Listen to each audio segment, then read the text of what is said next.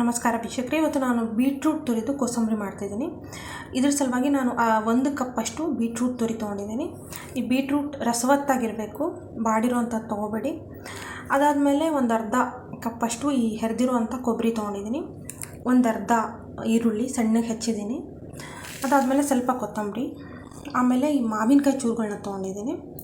ಸ್ವಲ್ಪ ಮೆಣಸಿನ್ಕಾಯಿ ತೊಗೊಂಡಿದ್ದೀನಿ.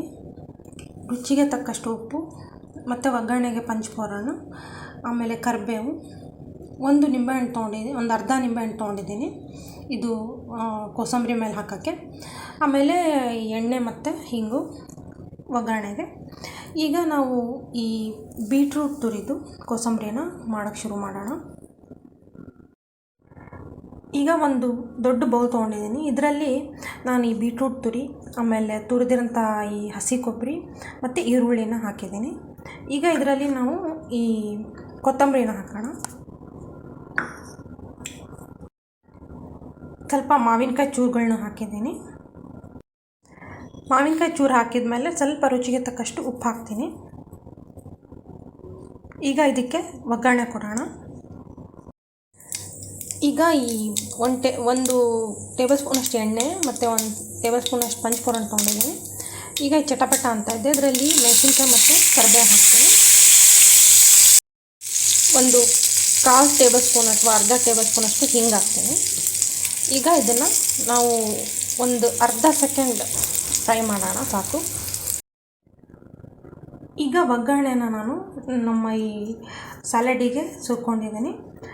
ಒಂದು ಅರ್ಧ ನಿಂಬೆಹಣ್ಣನ್ನು ಹಾಕೋಣ.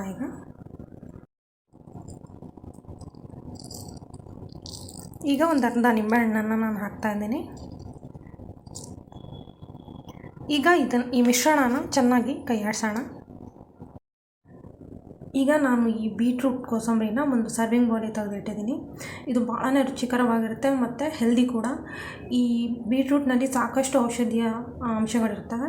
ಆಮೇಲೆ ಯಾರು ಅನೆಮಿಯಾ, ಯಾರಿಗೆ ರಕ್ತದ ಅಭಾವ ಇರುತ್ತೋ, ಜಾಸ್ತಿ ರಕ್ತ ಇರೋದಿಲ್ಲ ಅಂಥವ್ರು ಇದನ್ನು ದಿನ ತಿನ್ಕೊತ ಬಂದರೆ ಅವ್ರಿಗೆ ರಕ್ತನೂ ಜಾಸ್ತಿ ಆಗುತ್ತೆ. ಆಮೇಲೆ ಯಾರು ಬಾಡಿನಲ್ಲಿ ಈ ಐರನ್ ಕಡಿಮೆ ಇರುತ್ತಲ್ಲ ಅಂಥವ್ರು ಇದನ್ನು ಜಾಸ್ತಿ ತಿನ್ನಬೇಕು. ಅದರಿಂದ ಕೂಡ ಅವರಲ್ಲಿ ಏನೋ ಒಂದು ಐರನ್ದು ಕಮ್ಮಿ ಇದೆ, ಅದು ಪೂರ್ತಿ ಆಗುತ್ತೆ.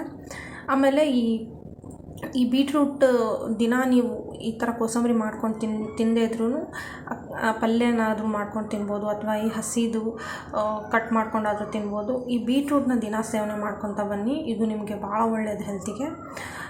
ವಿಟಮಿನ್ಸ್ಗಳನ್ನೆಲ್ಲ ಇದು ಪೂರ್ತಿ ಮಾಡುತ್ತೆ. ನಿಮ್ಮಲ್ಲಿ ಏನಾದರೂ ವಿಟಮಿನ್ ಕೊರತೆ ಇದ್ದರೆ ಅದು ಪೂರ್ತಿ ಆಗುತ್ತೆ. ಸೊ ಇದನ್ನು ಮಾಡಿ ನಿಮ್ಮ ಅಭಿಪ್ರಾಯನ ತಿಳಿಸಿ. ಧನ್ಯವಾದಗಳು.